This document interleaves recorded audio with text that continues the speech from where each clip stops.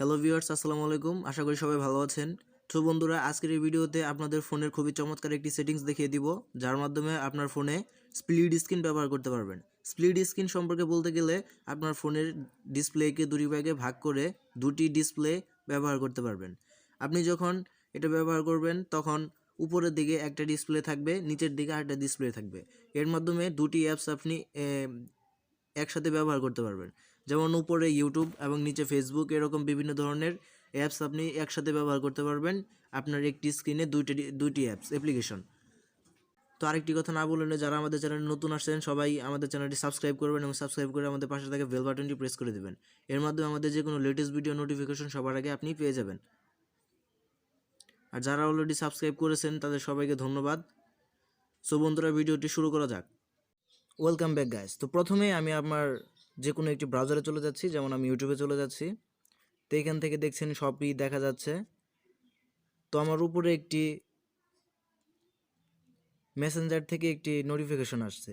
So এখন এটা দেখতে হলে আমাকে ভিতরে যেতে হবে, মেসেঞ্জারে যেতে হবে। এটা এখান থেকে কেটে দিয়ে তারপর আমাকে মেসেঞ্জারে যেতে হবে।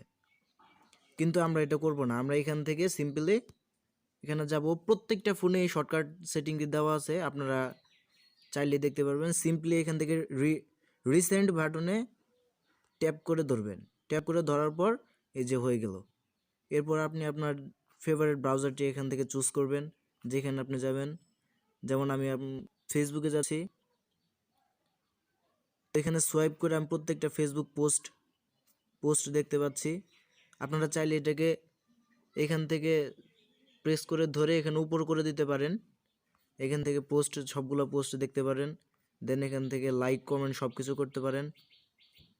আবার চাইলে এটাকে ধরে নিচ দিয়ে ডাউন করে এটাকে বড় করে ইউটিউবও চালাতে পারেন। তো আমি মনে করি এই সেটিংটা সবার জন্য খুবই ভালো হবে, চমৎকার একটি সেটিং।